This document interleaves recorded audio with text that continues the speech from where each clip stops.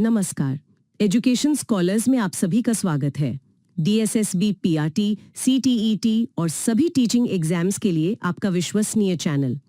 अगर आपको चाहिए clear concepts, exam oriented points और आसान रिवीजन, तो ये चर्चा खास आपके लिए है। चलिए शुरू करते हैं। आज हम एक बहुत ही दिलचस्प सवाल की गहराई में उतरेंगे।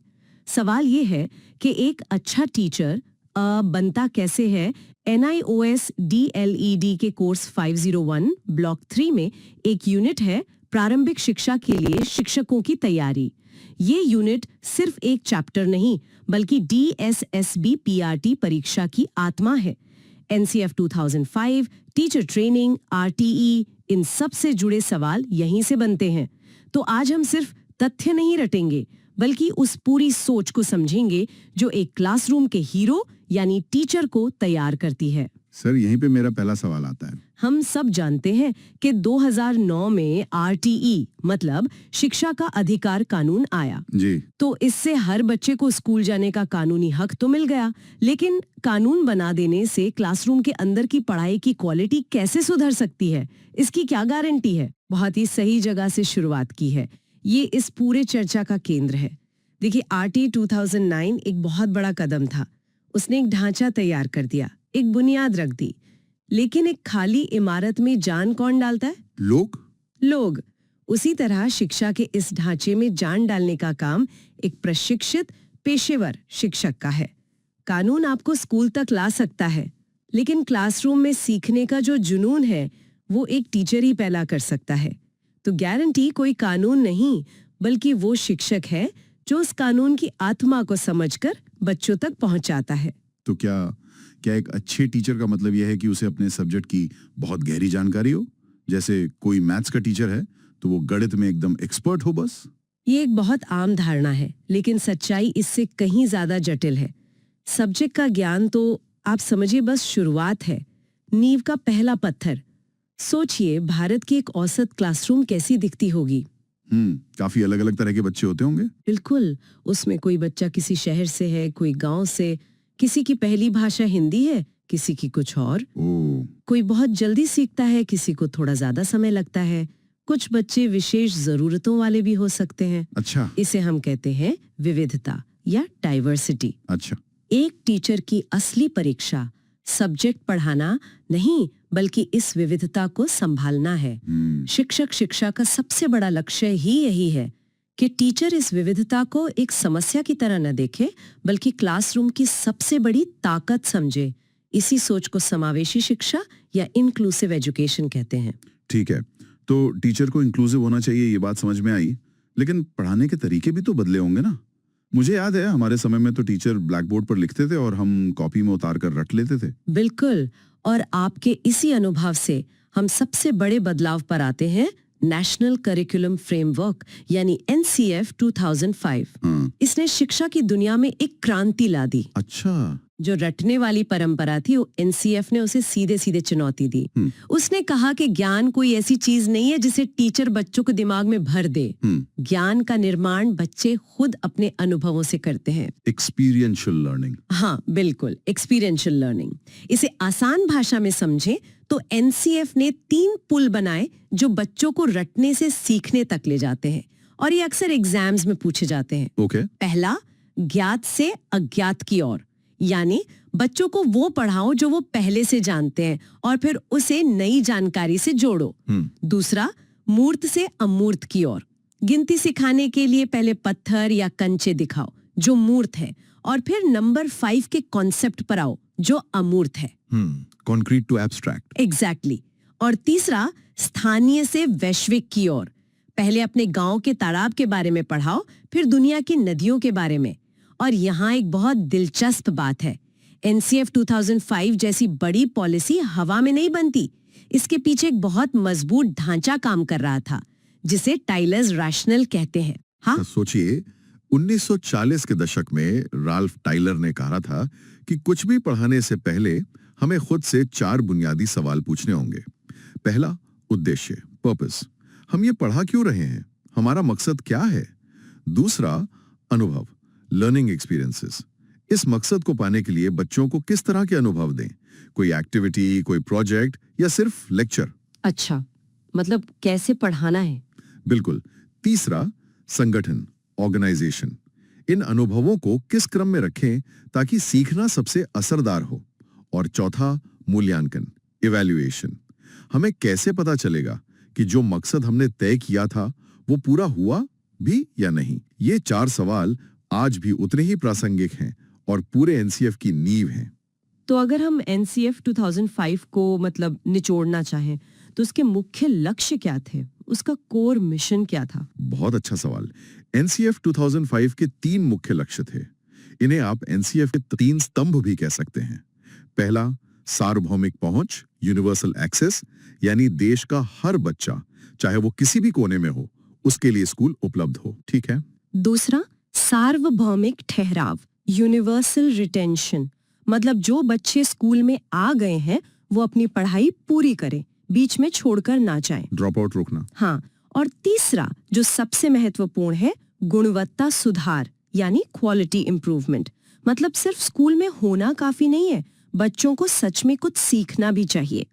और ये विचार भी कहीं से प्रेरित थे, खासकर प्रोफेसर यशपाल समिति की रिपोर्ट लर्निंग विदाउट बर्डन से, जिसका मतलब था बिना बोझ के सीखना, और 1986 की राष्ट्रीय शिक्षा नीति से। लेकिन सर, यहाँ एक प्रैक्टिकल प्रॉब्लम आती। ये नीतियां तो दिल्ली में केंद्र सरकार के स्तर पर बनती हैं। ये एक दूर दराज के गांव के स्कूल तक सही तरीके से कैसे पहुंचती हैं? क्योंकि हर गांव की जरूरत तो अलग होती है। आपने बिल्कुल सही नब्ज पकड़ी है।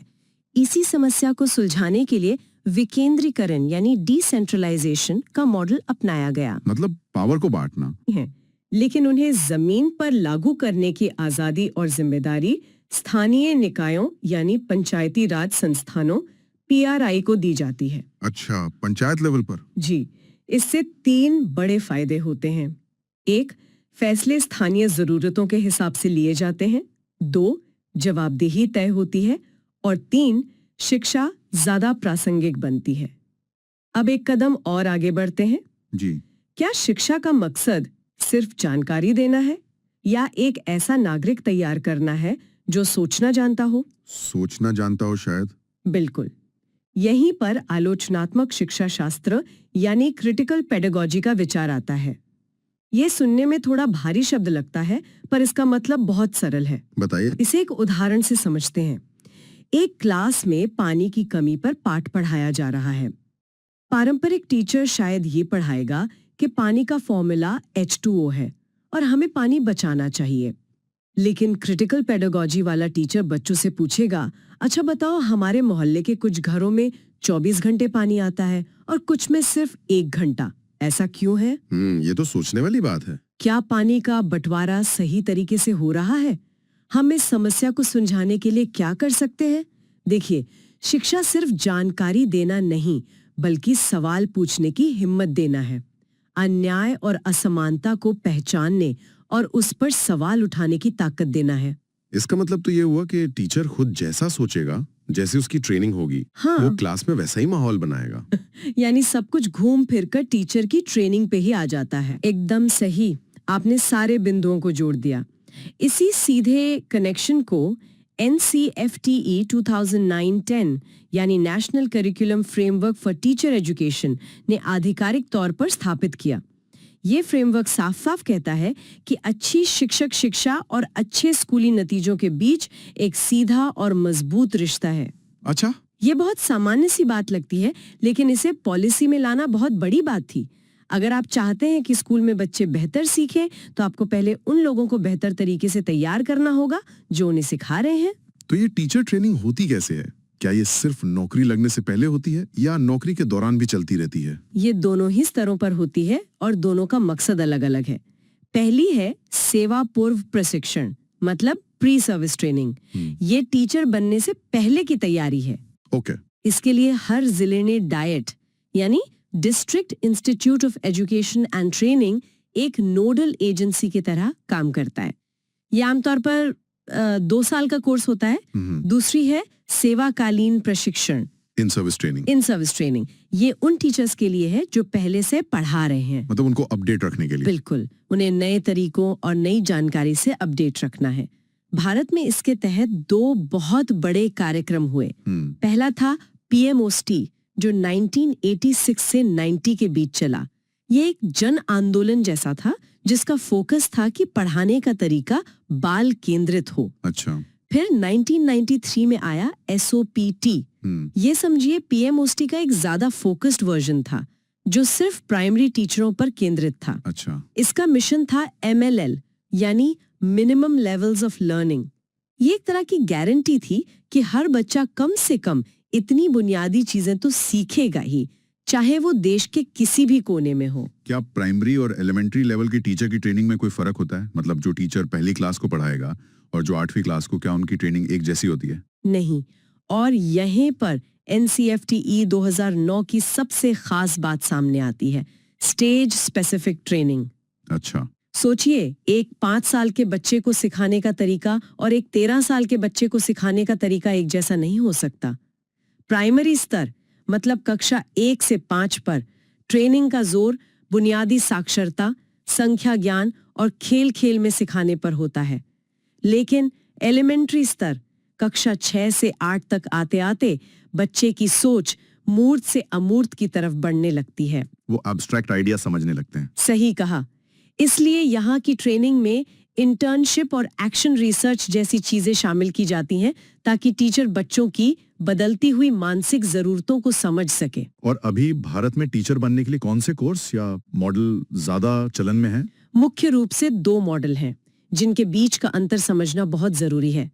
पहला है DLED यानी डिप्लोमा इन एलिमेंट्री एजुकेशन। ये 10+2 के बाद 2 साल का कोर्स है।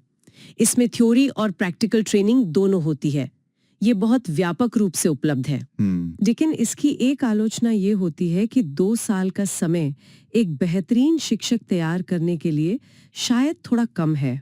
इसी कमी को दूर करने के लिए दूसरा मॉडल आया, BELD यानी बैचलर ऑफ एलिमेंट्री एजुकेशन। ये तो 4 साल का होता है ना? जी हाँ, ये 4 साल का एक इंटीग्रेटेड डिग्री कोर्स है। इसकी खास बात यह है कि इसमें सब्जेक्ट का ज्ञान और उसे पढ़ाने का तरीका मतलब पेडागोजी साथ साथ 4 साल तक पढ़ाया जाता है।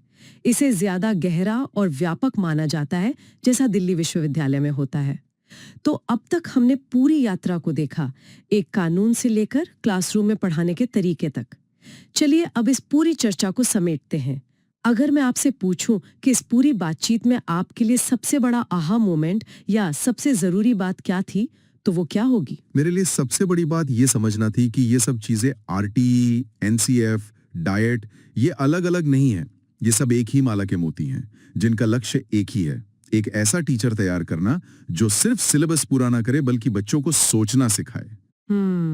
खासकर वो क्रिटिकल पेडागोजी वाला आइडिया, ये कि टीचर का काम सिर्फ जवाब देना नहीं बल्कि सही सवाल पूछना सिखाना है, ये मेरे लिए बहुत शक्तिशाली विचार था। बहुत बढ़िया। और मैं इसमें एक चीज और जोड़ूंगी, इन सभी नीतियों का अंतिम लक्ष्य एक चिंतनशील शिक्षक यानी द रिफ्लेक्टिव टीचर बनाना है। चिंतनशील शिक्षक, हाँ, ये शब्द बहुत महत्वपूर्ण है। एक चिंतनशील शिक्षक वो है जो बस रोज क्लास में जाकर पढ़ाकर वापस नहीं आ जाता, वो सोचता है। इसके लिए डोनाल्ड शॉन का एक मॉडल है जो 3 स्तरों की बात करता है। पहला, रिफ्लेक्शन इन एक्शन यानी पढ़ाते समय ही सोचना, क्या मेरा तरीका काम कर रहा है, क्या बच्चे समझ रहे हैं? Okay, on the spot. हाँ। दूसरा, रिफ्लेक्शन ऑन एक्शन यानी क्लास के बाद सोचना, आज क्या अच्छा हुआ, क्या बेहतर हो सकता था। और तीसरा, रिफ्लेक्शन फॉर एक्शन यानी उस सोच के आधार पर अगले दिन के लिए बेहतर प्लानिंग करना। जो टीचर इस साइकिल को अपना लेता है वो कभी पुराना नहीं होता, वो हमेशा सीखता रहता है। तो अंत में एक शिक्षक बनना सिर्फ एक नौकरी पाना नहीं है, ये भविष्य को गढ़ने की जिम्मेदारी है। ये सभी नीतियां और फ्रेमवर्क आपको वो औजार देते हैं जिससे आप इस काम को बेहतर ढंग से कर सकें। जब आप कल क्लासरूम में जाएंगे तो याद रखिएगा कि आपके सामने बैठा हर बच्चा एक संभावना है और आप वो शिल्पकार हैं जो उस संभावना को आकार देंगे। इस कॉन्सेप्ट के लिए बस इतना ही। अगर आपको ये उपयोगी लगा तो लाइक, शेयर करें और एजुकेशन स्कॉलर्स को सब्सक्राइब करें। कमेंट में कॉन्सेप्ट क्लियर जरूर लिखें और अगली एग्जाम इंपॉर्टेंट चर्चा के लिए जुड़े रहें। धन्यवाद।